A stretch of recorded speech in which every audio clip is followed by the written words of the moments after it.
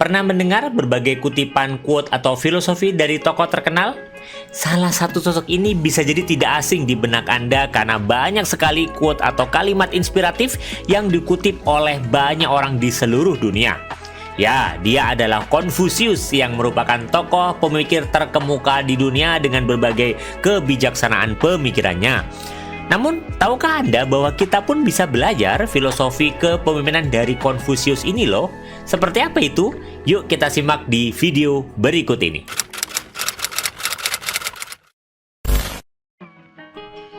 Pengenalan Confucius. Confucius atau Kongfuzi atau Kongqiu yang hidup sekitar 551 sampai 479 sebelum Masehi adalah seorang filsuf, guru, dan pemikir terkenal yang berasal dari China. Dia adalah sosok sentral dalam tradisi kebijakan, moralitas, dan etika di Tiongkok dan berbagai negara di Asia Timur. Confucius hidup sekitar 2500 tahun yang lalu atau waktu yang sama dengan Buddha di India dan sedikit lebih dulu dibandingkan dengan Socrates di Yunani. Confucius lahir di desa Changping, negara bagian Lu, sekarang Chufu, provinsi Shandong dengan nama latin Kaungfuze. Beliau juga memiliki nama kecil Kungqiu atau Zhongni. Di Asia Timur dan di Taiwan, hari kelahiran Confucius 28 September diperingati sebagai Hari Guru. Confucius lahir di sebuah keluarga bangsawan miskin di negara Lu, sekarang Shandong, Tiongkok. Ayahnya meninggal ketika Confucius masih kecil dan keluarganya mengalami kesulitan ekonomi. Namun, meskipun dari latar belakang yang sulit, Confucius mengejar pendidikan dan pengetahuan dengan tekun. Confucius adalah seorang guru yang bijaksana dan dihormati. Dia membuka sekolah dan memiliki banyak murid yang kemudian menyebarkan ajaran-ajaran filosofinya. Prinsip-prinsip etika dan moralitas yang diajarkan oleh Confucius sangat mempengaruhi budaya dan masyarakat Tiongkok. Sebagai filsuf besar, filsafahnya karena asasnya yang kuat pada sifat-sifat tradisional Tionghoa. Oleh para pemeluk agama Konghucu, ia diakui sebagai nabi. Pengaruh Konghucu terhadap peradaban Tiongkok tidak boleh dianggap enteng. Ajarannya telah meluas ke Jepang, Korea, dan Vietnam, khususnya melalui Konfusianisme, yaitu doktrin yang dikembangkan murid-muridnya dan para ahli di luar sana.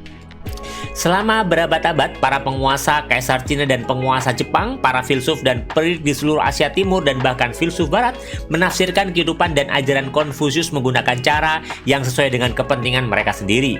Beberapa orang memberi penekanan pada aspek kesetiaan salah seorang pemimpin dan ketaatan terhadap satu sosial untuk mempertahankan tatanan sosial yang ketat. Sementara yang lain memuji kecintaan Confucius dalam belajar dan memajukan pendidikan di antara sesama penduduk. Ajaran Confucius dikenal sebagai Konfusianisme. Ia mengajarkan pentingnya etika, moralitas, hubungan sosial yang baik, dan kesetiaan dalam kehidupan sehari-hari.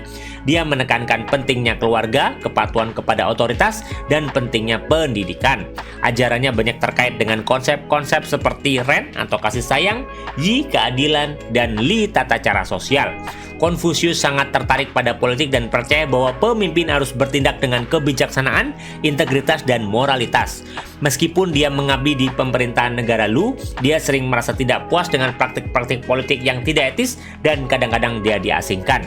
Confucius tidak menulis buku-buku, tetapi ajarannya dan ucapannya dicatat oleh para murid-muridnya dalam karya seperti Analect of Confucius. Kumpulan ucapan-ucapannya ini memberikan wawasan mendalam tentang filosofi dan ajarannya. Filosofi kepemimpinan ala Confucius. Filosofi kepemimpinan Confucius dikenal sebagai Konfusianisme, mencakup prinsip-prinsip etika, moralitas, dan tata cara sosial yang memberi panduan bagi para pemimpin dalam tradisi Tiongkok dan berbagai negara Asia Timur. Berikut adalah beberapa aspek filosofi kepemimpinan dari Confucius. Yang pertama adalah moralitas dan integritas. Confucius menekankan pentingnya moralitas dan integritas dalam kepemimpinan. Seorang pemimpin yang baik harus menjadi contoh moral bagi orang lain.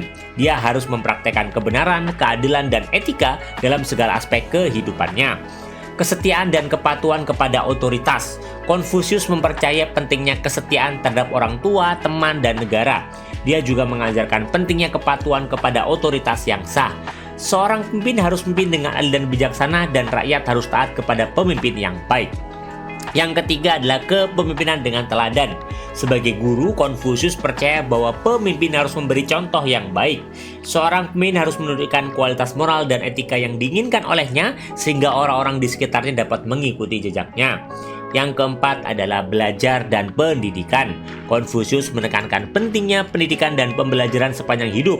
Seorang pemimpin yang baik harus terus belajar dan berkembang untuk memperoleh pengetahuan dan kebijaksanaan yang diperlukan untuk memimpin dengan baik. Yang kelima, pentingnya hubungan sosial yang baik. Konfusius mengajarkan tentang pentingnya hubungan sosial yang baik, terutama dalam konteks keluarga. Dia menekankan pentingnya menghormati orang tua, menjaga hubungan harmonis antara suami istri, serta membangun hubungan yang baik antar saudara-saudara. Yang keenam, keadilan dan empati. Seorang pemimpin yang baik harus adil dan empatik. Dia harus memahami kebutuhan dan aspirasi orang-orang yang dipimpinnya dan memastikan bahwa keputusan-keputusan yang diambilnya memberikan manfaat yang adil bagi semua orang. Yang ketujuh, pemeliharaan keseimbangan dan harmoni. Konfusius mempercayai pentingnya memelihara keseimbangan dan harmoni dalam masyarakat. Seorang pemimpin harus mencari keseimbangan antara kepentingan individu dan kepentingan masyarakat, serta menciptakan harmoni di antara berbagai kelompok sosial.